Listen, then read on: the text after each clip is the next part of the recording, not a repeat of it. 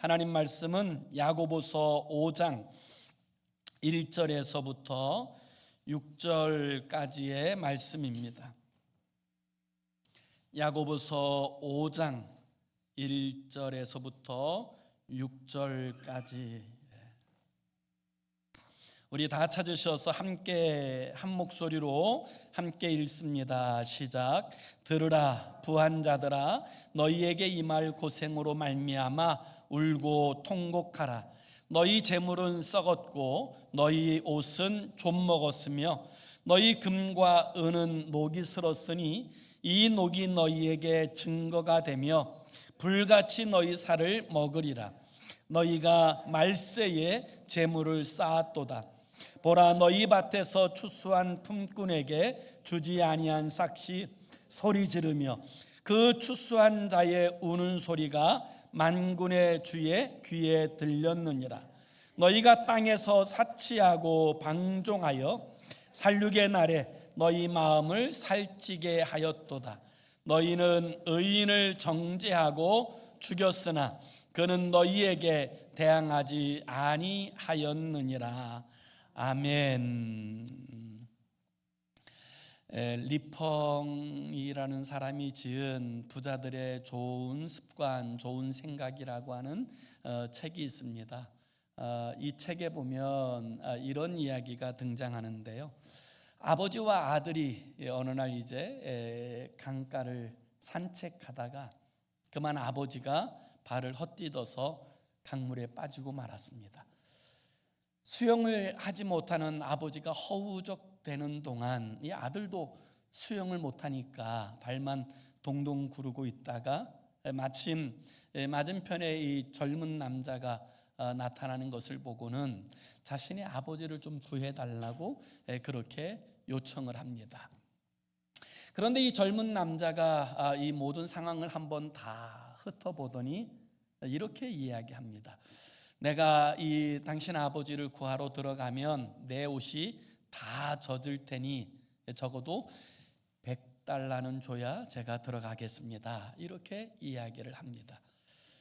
이와 같은 상황이라면 보편적으로는 돈이 얼마나 들든지 먼저 구해 주십시오라고 요청하는 것이 인지상정인데 이 아들은 그렇게 요청하기보다 이 가격을 흥정하기 시작합니다. 100달러는 너무 많으니까 70달러에 안 되겠습니까? 이렇게 이 두 사람이 흥정하는 모습을 이 강물에서 허우적대던 아버지가 듣고는 이 아들을 향해서 막 분통을 터뜨립니다. 야, 이 망할 놈아, 너 얼마 준다 그랬니? 70달러라고? 50달러면 충분하다. 충분해. 그 이야기를 듣고는 아들이 또다시 그 남자와 다시 가격을 흥정합니다. 혹시 50달러에 구해주시면 안 되겠습니까? 그러자 그 남자가 이렇게 이야기해요. 나는 안 될 것 같으니 50달러에 당신 아버지를 구해줄 사람이 있는지 내가 찾아보도록 하겠습니다. 그리고 그 남자는 떠났고 곧이어 그 아버지는 그 강물에 영원히 이별하게 되었다고 하는 그런 이야기예요. 이 리펑의 이야기는 현 세대를 풍자하는 그런 이야기라고 말할 수 있지요.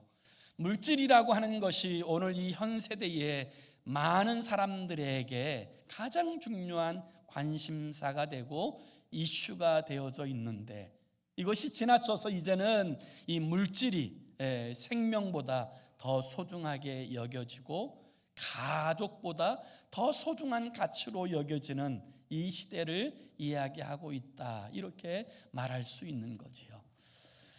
여러분, 우리가 정말 그리스도 예수의 사람들로서 어떻게 바른 물질 관리를 해야 될 것인가에 관해서 야고보는 우리에게 교훈하고 또 그 당시에 많은 그리스도인이라고 불려지긴 하지만 세상적 재물관을 가지고 살아가는 성도들에게 경고하기 위하여서 들려주신 말씀이 오늘 우리가 읽은 이 본문의 말씀의 내용이라고 이야기할 수 있을 것입니다. 교회를 다니는 사람들 가운데는 이 물질에 대하여 두 가지 극단적 생각을 가지고 있는 분들이 있는 것을 봅니다. 그 첫 번째는 가난한 것이 영적이고 거룩이라고 생각하는 분들이 계신다는 거지요. 이 경건하게 살기 위해서는 청빈해야 된다, 이렇게 생각을 하는 분들이 계시지요. 그래서 진짜 훌륭한 목사님은 이제 가난해야 되고 통장도 있어서는 안 되고 집도 있어서는 안 된다, 그렇게 생각하는 사람들이 있다는 것이고요. 두 번째 사람들은 부한 것이 하나님의 축복을 받은 것이고 하나님이 진짜 함께 하신다면 이 부자가 될 수밖에 없다라고 생각하는 사람들이 있다라는 것이지요. 예수 믿으면 반드시 복을 받고 부자가 돼야 된다, 이렇게 생각하는 사람들이 있다는 거예요. 여러분, 말 그대로 이 두 가지 예는 극단적인 생각이에요. 하나님께는 가난에도 뜻이 있고 부함에도 뜻과 사명이 있는 줄로 믿습니다. 그래서 우리는 이 부분들을 잘 이해할 필요가 있는데요, 우리가 부하든 가난하든 이 물질이 하나님의 자리에 놓여지게 될 때 우리는 우상 숭배자로 전락할 수밖에 없다라는 사실을 우리는 기억할 필요가 있을 것입니다.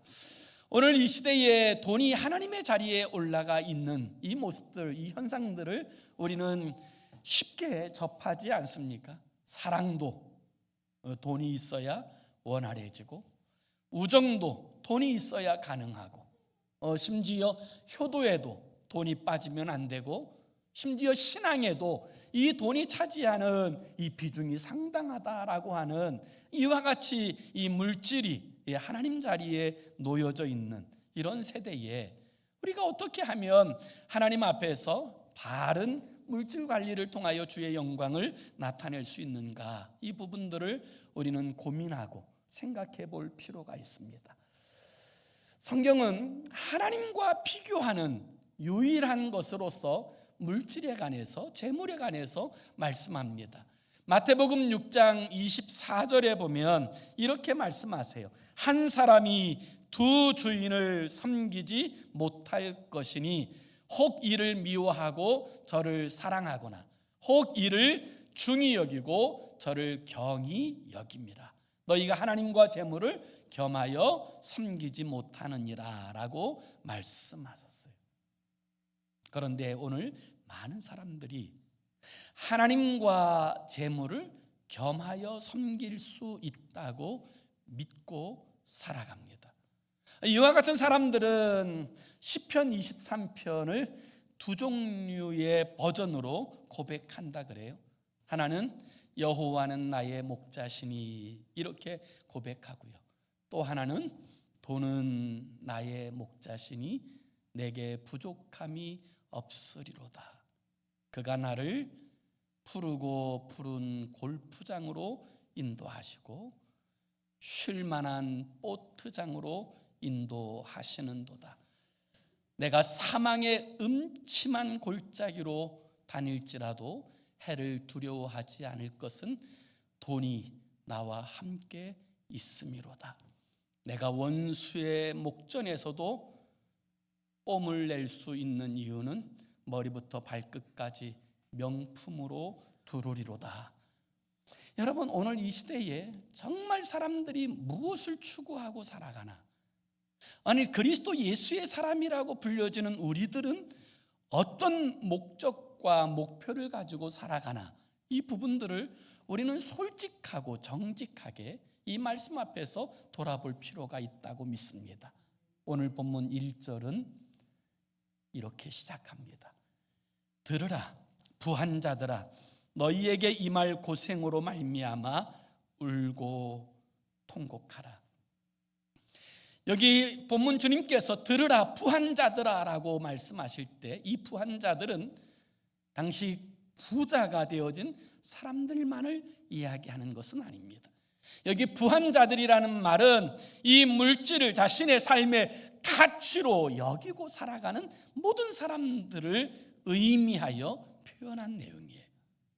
다시 말하면 물질 만능주의에 사로잡혀 살아가는 사람들에게 들으라, 부한 자들아, 너희에게 임할 고생으로 말미암아 울고 통곡하라. 그렇게 말씀하시는 거예요.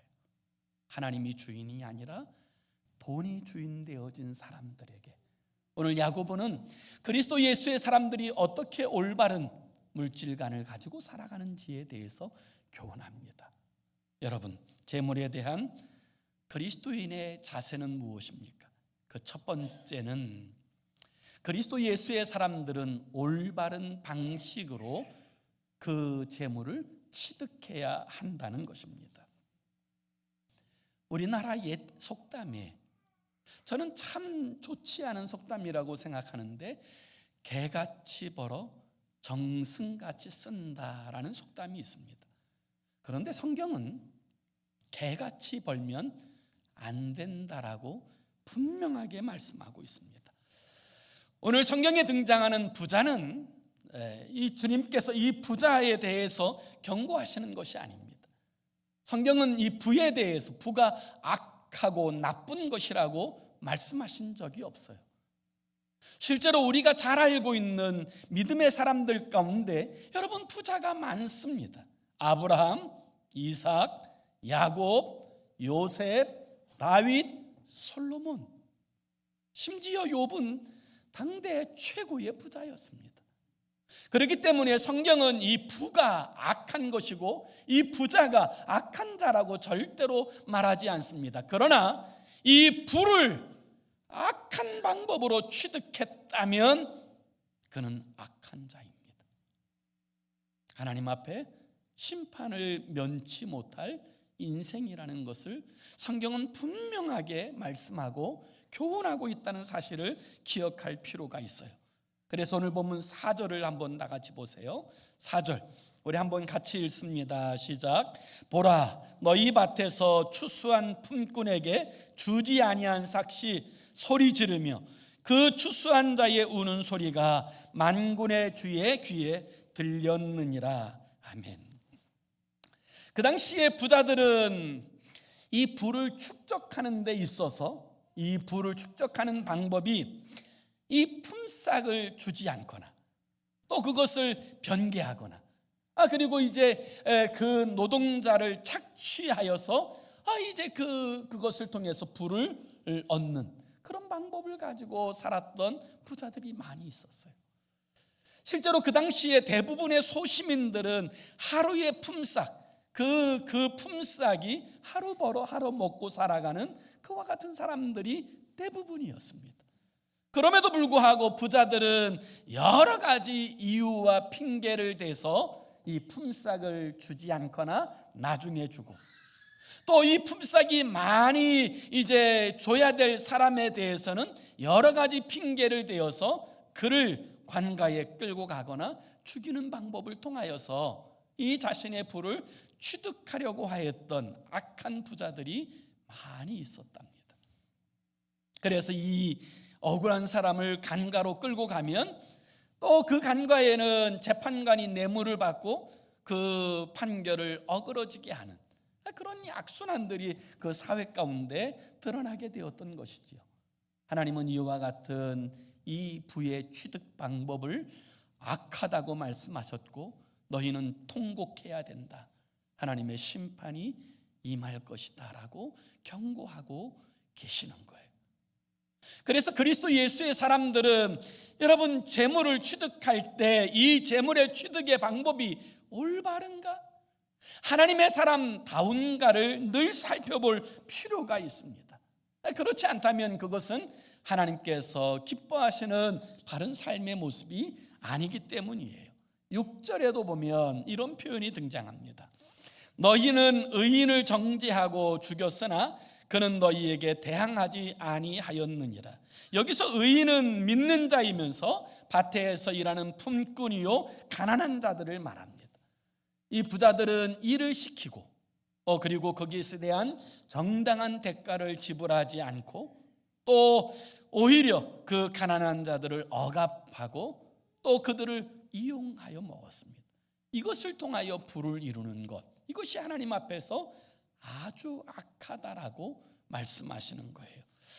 야고보서 2장 6절에도 보면 너희는 도리어 가난한 자를 업신여겼도다. 부자는 너희를 억압하며 법정으로 끌고 가지 아니하느냐. 이와 같이 말씀하세요. 여러분, 그러면 왜 부자들은 더 돈을 얻기 위해서 악한 방법으로 돈을 취득하려고 할까요? 그 이유는 돈을 사랑하기 때문에 그래요. 아니, 돈을 숭배하기 때문에 그렇습니다. 돈을 하나님으로 섬기기 때문에 그들은 그와 같은 방법으로 이 물질을 취득하였다라는 사실을 이야기하는 거예요. 여러분, 성경은 돈이 악하다라고 절대로 말하지 않습니다. 그러나 돈을 사랑하는 것은 악한 일이라고 분명하게 말씀하고 있습니다. 그래서 디모데전서 6장 10절에 보면 돈을 사랑함이 일만하게 뿌리가 되나니 이것을 탐내는 자들은 미혹을 받아 믿음에서 떠나 많은 근심으로써 자기를 찔렀도다라고 말씀하세요. 왜 믿음에서 떠납니까? 돈 때문입니다. 여러분, 왜 그 미혹을 받습니까? 돈 때문입니다. 돈을 사랑하고 돈을 경배하고 돈만을 추구하는 그와 같은 삶은 언제나 미혹을 받아 무너지는 인생이 되어지는 거예요. 그러므로 그리스도 예수의 사람들은 물질을 얻을 때 정당한 방법으로 물질을 얻어야 되는 줄로 믿습니다. 개같이 벌면 절대로 안 된다라는 거예요. 그래서 우리가 이 물질을 얻을 때에도 여러분, 우리가 몇 가지 원칙을 세워서 이 물질을 잘 이렇게 취득하는 그런 이제 태도를 갖는 것이 중요한데요. 그 첫 번째는 여러분, 욕심에 멀어서 건강을 해쳐가면서 물질을 얻는 것은 바람직한 모습이 아니라는 거예요. 그것은 되로 주고 말로 받는 것과 같이 결코 자신에게 유익이 되지 않고요. 두 번째는 가족을 희생하면서 물질을 취득하는 것 또한 건강한 방법과 태도가 아니라는 거예요. 우리의 행복의 원천은 여러분 가정에 있습니다. 그렇기 때문에 가족을 희생시키면서 물질을 취득하는 것, 그것은 어리석은 일입니다. 그리고 세 번째는 다른 사람에게 피해를 주면서 물질을 얻는 것 또한 바람직한 모습이 아니에요. 다른 사람의 눈에 피눈물을 흘리면 자신의 눈에도 피눈물 흘릴 수가 있어요. 그리고 네 번째는 여러분, 이 물질을 취득함에 있어서 신앙생활이 지장을 받지 않아야 합니다. 우리의 삶의 목표는 부자가 되는 것이 아니에요. 우리의 삶의 진정한 목표는 여러분, 하나님 앞에서 정말 하나님과 바른 관계 가운데 거룩하게 영적으로 성장하여 주님을 닮아가는 것, 이것이 우리의 삶의 우선순위가 되어야 되는 줄로 믿습니다. 그래서 성경은 우리에게 뭐라고 말씀하세요? 너희는 먼저 그의 나라와 그의 의를 구하라. 그리하면 이 모든 것을 너희에게 더하시리라 라고 말씀하세요. 그래서 그리스도 예수의 사람들이 물질을 얻을 때 우리는 정당한 방법을 통하여 물질을 얻는 그런 삶을 살아야 되고요. 그리스도인의 물질관 두 번째는 올바르게 사용해야 된다는 거예요. 물질을 힘들여 얻었으니까 내 마음대로 써도 된다, 이것이 아니라 우리가 취득한 물질 또한 올바르게 사용해야 된다는 거예요. 우리 한번 다 같이 5절 말씀도 우리 같이 읽습니다. 5절 시작. 너희가 땅에서 사치하고 방종하여 살육의 날에 너희 마음을 살찌게 하였도다. 여기 이 물질에 대하여서 어떻게 사용하고 있습니까? 사치하고 방종한다. 여기 사치한다라는 이 말은 소비를 지나치게 하여 사는 것을 의미하는 거예요. 여러분, 하나님의 사람들은 소비를 지나치게 하는 것이 절대로 건강하고 복된 삶이 아닌 것을 알아야 합니다. 근검절약하고 바른 이제 물질관을 가지고 있는 것이 중요해요. 집에서 썩어져 나가는 것들이 있고 이제 쉽게 버릴 것들을 함부로 사고, 이와 같은 태도는 절대로 건강한 모습이 아니라고 이야기할 수 있어요. 그리고 방종이라는 말이 뭐예요? 방종은 방탕하여서 이 물질을 허비하는 것을 말하는 거예요. 헛된 일에 여러분이 이제 돈을 향락과 쾌락을 위해서 이 사용하는 것, 이것을 방종이라고 그렇게 표현하는 거예요. 그래서 이 사치와 방종의 특징이 뭐예요? 자기를 위하여 사용하는 거예요. 자기만을 위하여 사용하는 거예요. 그리고 나서 이 살육의 날에 너희 마음을 살찌게 하였도다, 이렇게 말씀하세요. 이 살육의 날은 이제 하나님의 심판의 날을 의미하고요, 마음을 살찌게 하였다라는 말은 죄에 무감각하게 되었다라는 사실을 말씀하시는 거예요. 심판의 날이 다가오는데도 이 죄에 무감각하게 되어서 인생을 허비하고 살아가는, 그것이 바로 하나님 앞에서 어리석은 인생이 되어진다는 거예요. 사랑하는 여러분, 우리는 청직입니다. 우리가 주인이 아니에요. 하나님께서 우리에게 맡기신 것입니다. 물질이든 재능이든 건강이든 그 모든 것 하나님께서 우리에게 맡기신 것이고 우리는 청지기인 줄로 믿습니다. 그런데 많은 경우에 청지기들이 자신이 주인인 것처럼 알고 주인인 것처럼 행세하게 될 때 이 사치와 방종이 일어나고 하나님 앞에서 어리석게 행하여 살아가는 삶이 이루어지는 것을 볼 수가 있어요. 하나님은 우리에게 주신 이 물질 또한 올바르게 사용해야 된다라는 사실을 분명하게 말씀하고 있어요. 하나님의 뜻대로, 하나님의 나라와 또 이웃들을 위해서도 아름답게 선용할 때 여러분, 이 물질을 통하여서 하나님의 뜻이 이 땅에 이루어지는 줄로 믿습니다. 여러분, 그래서 5절에 보면 여러분 강조점이 등장하는데 무슨 강조점이 들어가나요? 땅에서라는 표현이 등장해요. 땅에서 사치하고 방종하였다. 오직 땅의 것만을 추구하고 땅의 것을 전부로 여기고 살아가는 자들이 이 사치와 방종으로 나아가고 그리고 하나님의 뜻과 상관없는 이 죄악 가운데로 나아간다라는 사실을 말씀하시는 거예요. 예수님 당시에 부자들이 부를 축적하는 가장 보편적인 세 가지 방법이 있었어요. 그 하나는 곡식을 쌓아두는 거예요. 두 번째는 아주 좋은 옷감들을 모아두는 것이고, 그리고 세 번째는 이제 금이나 은이나 보석과 같은 이 보물들을 이제 모으는 거예요. 그런데 주님께서는 그와 같은 것들이 주님 앞에 서는 날, 심판의 날에 다 무익하다고 말씀하세요. 그래서 오늘 보면 2절과 3절에 보면 너희 재물은 썩었고 너희의 옷은 좀 먹었으며 너희 금과 은은 녹이 쓸었으니 이 녹이 너희에게 증거가 되며 불같이 너희 살을 먹으리라, 이와 같이 말씀하시는 거예요.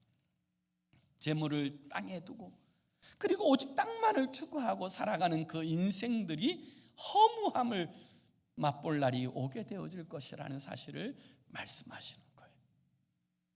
우리가 잘 아는 미국의 거부인 그 록펠러는 33살에 억만장자가 되었답니다. 그리고 43살에는 미국 최고의 부자가 되고 그의 나이 53살에는 전 세계에서 가장 큰 부자가 되었습니다. 그가 전 세계에서 가장 큰 부자가 되었을 때 한 기자가 록펠러에게 이렇게 질문합니다. 당신은 전 세계에서 지금 가장 큰 부자가 되었으니 모든 것을 다 이루었지요? 부족한 것이 하나도 없으시겠지요? 그렇게 물었을 때 록펠러는 이렇게 대답합니다. 부족함이 있습니다. 아직도 조금 더 부족합니다. 그는 그리스도인이었지만 탐욕적인 그리스도인이었어요. 물질을 거두는 일에 수단과 방법을 가리지 않았던 그런 삶은 오래가지 못합니다. 그의 나이 55살이 되었을 때 그는 병원에서 불치병으로 1년밖에 살지 못한다고 하는 사형 선고를 받고, 그때부터 그는 그 산의 진미가 아니라 크래커와 간단한 음식으로 겨우 연명하며 살아가는 삶이 되어졌어요. 그러다가 어느 날 검진을 받기 위해서 병원으로 갔는데, 휠체어를 탄 채 병원으로 갔을 때 그 병원 한 벽에 하나님의 말씀 한 구절이 눈에 들어옵니다. 주는 자가 받는 자보다 더욱 복되도다. 그 말씀이 갑자기 마음에 와 닿아서 꽐칵 눈물이 쏟아지는데, 그래서 눈을 감고 있는데 이 병원에서 어떤 소동이 일어나서 실랑이가 벌어지는 소리가 들리는 거예요.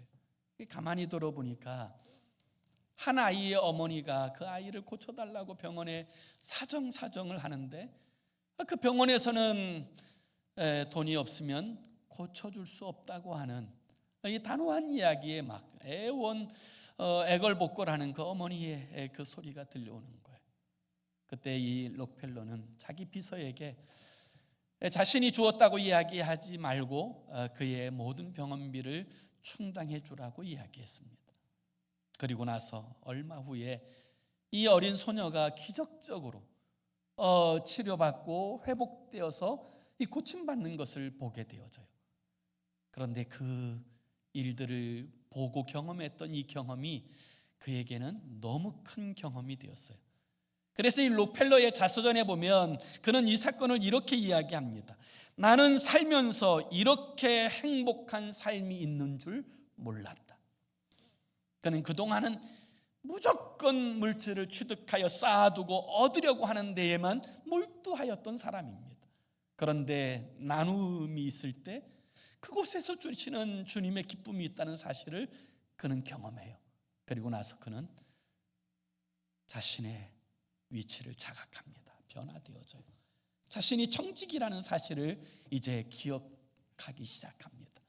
그래서 그때부터 그는 자신이 가지고 있는 모든 부를 사회에 환원하기 시작하고 수십 개의 종합대학을 세우고 4,928개의 교회를 미국 전역에 방방곡곡에 세웁니다. 그러면서 그에겐 철칙 하나가 있었어요.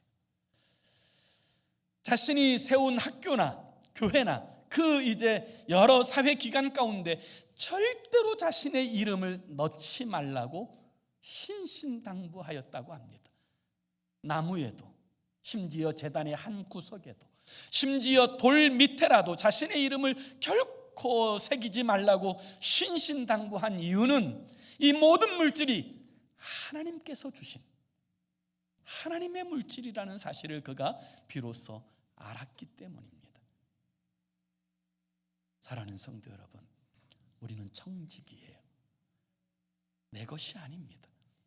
하나님께서 우리에게 맡겨주신 그 물질에 대하여 우리가 어떻게 사용하느냐에 의해서 하나님 앞에 심판받게 되어질 줄로 믿습니다.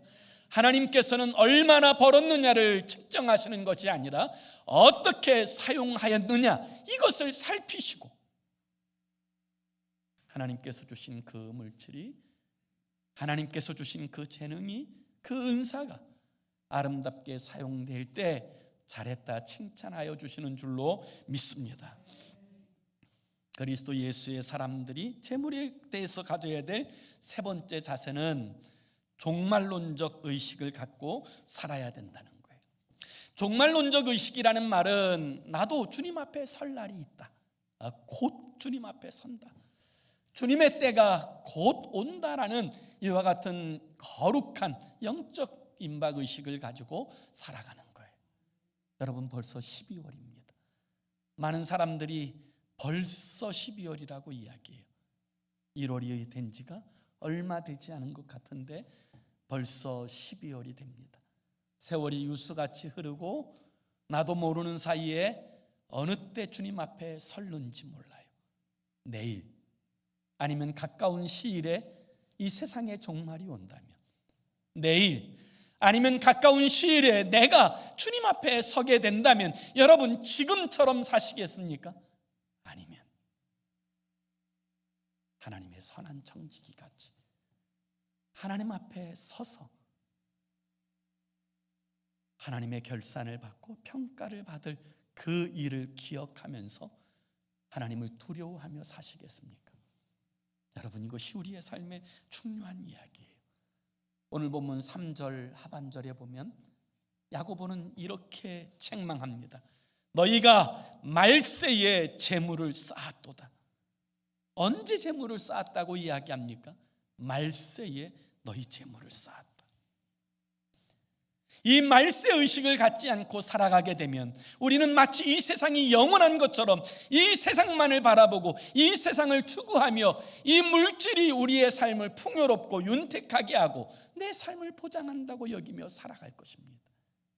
그러나 그것은 세상 사람들의 삶의 방식은 되어질지 모르나 그리스도 예수의 사람들의 삶의 방식은 결코 아니에요. 누가복음 12장에 보면 한 부자의 이야기가 등장합니다. 열심히 일해서 그 해에 소출이 자기가 생각한 것보다 훨씬 많은 소출이 나오게 되어지자 그는 큰 창고를 짓습니다. 그리고 이렇게 스스로 독백해요. 내 영혼아, 내가 여러 해 동안 쓸 물건을 창고에 가득 채워놨으니 너는 평안히 먹고 마시고 쉬고 즐거워하자. 그때 하나님께서 이렇게 말씀하세요. 누가복음 12장 20절에서 21절에 보면 하나님이 이르시되 어리석은 자여 오늘 밤에 내 영혼을 도로 찾으리니 그러면 내 준비한 것이 누구의 것이 되겠느냐 하셨으니 자기를 위하여 재물을 쌓아두고 하나님께 대하여 부요하지 못한 자가 이와 같으리라. 사랑하는 여러분, 우리 모두는 주님 앞에 섭니다. 100% 주님 앞에 섭니다. 그때 우리 주님께서 우리의 삶을 결산하실 때 여러분, 우리가 주님 앞에 바르고 그 당당한 모습으로 서기 위해서는 하나님께서 맡겨주신 이 청지기의 직분을 잘 감당하여 살아가는 것이 무엇보다도 중요한 줄로 믿습니다. 사도 바울은 디모데전서 6장 17절에서 19절에 그러면 그리스도 예수의 사람들은 어떻게 살아야 되느냐에 대해서 이렇게 말씀하세요. 내가 이 세대에서 부한 자들을 명하여 마음을 높이지 말고 정함이 없는 재물에 소망을 두지 말고 오직 우리에게 모든 것을 후히 주사 누리게 하시는 하나님께 두며 선을 행하고 선한 사업을 많이 하고 나누어 주기를 좋아하며 너그러운 자가 되게 하라. 이것이 장래에 자기를 위하여 좋은 터를 쌓아 참된 생명을 취하는 것이니라 하였습니다. 어느 날 종교개혁자인 마틴 루터에게 한 사람이 와서 진지하게 이렇게 질문합니다. 선생님, 무엇이 참된 회개입니까?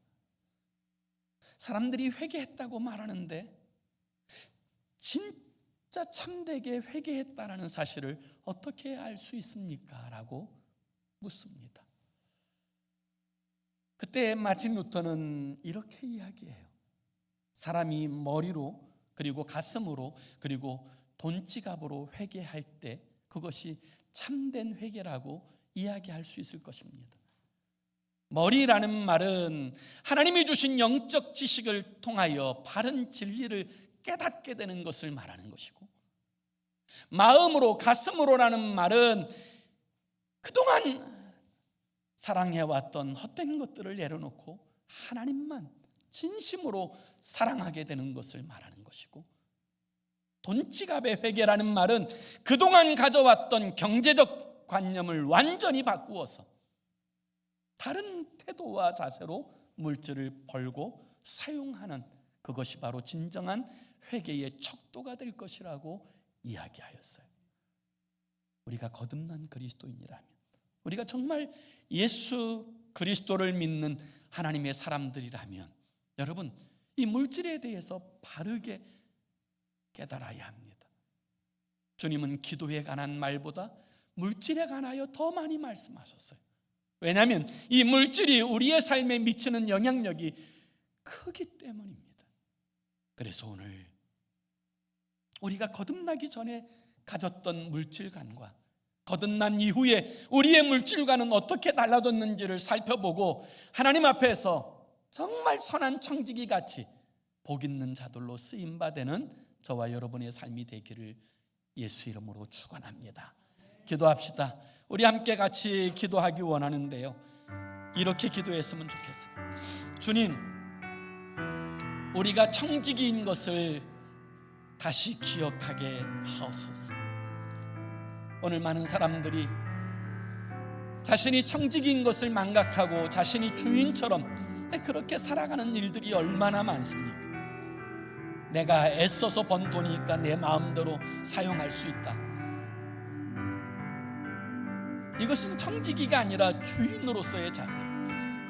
오늘 주님, 우리가 청지기인 것을 바로 깨닫게 하여 주시고 사람이나 세상 그리고 재물이 아닌 오직 주님만 바라보게 하여 주옵소서. 우리의 시선을 주님께 두고 우리에게 허락하신 그 주님의 영광을 위해서 하나님 허락하신 그 귀한 물질을 사용하여 주의 나라를 세우고 주의 영광을 나타내는 주의 사람들로 우리의 삶이 쓰임받게 해달라고 우리 함께 합심으로 기도하겠습니다. 살아계신 하나님 아버지, 우리가 청지기입니다.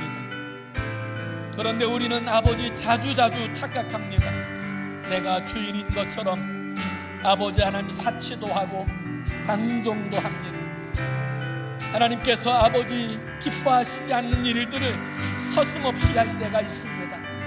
하나님 아버지, 오늘 주님께서 우리에게 야고보를 통하여 들려주신 주의 말씀, 그리스도 예수의 사람들은 돈 벌 때에도 하나님의 자녀같이 벌어야 됩니다. 사용할 때에도 하나님의 자녀같이 사용해야 됩니다. 하나님의 선한 청지기같이 사용해야 된다. 아버지 하나님, 오늘 우리의 물질관을 다시 한번 정립하게 하시고 아버지 물질을 의지하고 살아가는 것이 아니라 오직 주님만 바라보며 살아가는 우리가 되게 하여 주옵소서. 믿음으로 살아가는 우리가 되게 하여 주시옵소서. 아버지, 예수 믿기 이전에 돈에 대하여 가졌던 관점이 달라지게 하시고 하나님의 선한 청지기로서 재물관을 확립하고 하나님의 뜻을 따라 사용하는 우리 되도록 축복하시고 주여 인도하여 주시옵소서.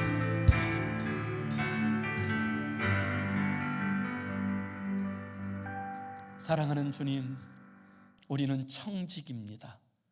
이 사실을 언제 어디서나 늘 기억하여 살게 하시고 하나님께서 맡겨주신 일들을 선용하게 하여 주옵소서. 하나님이 허락하신 이 시간들을 허비하지 않고 선용하게 하시고 하나님이 주신 의 은사와 재능들을 허비하지 않고 선용하게 하여 주옵소서. 하나님께서 주신 물질을 사치하고 방종하지 않고 선용하여서 하나님의 뜻을 세워내는 축복의 통로로서 우리의 삶이 쓰임받게 하여 주옵소서. 예수님의 이름으로 기도 올리옵나이다. 아멘.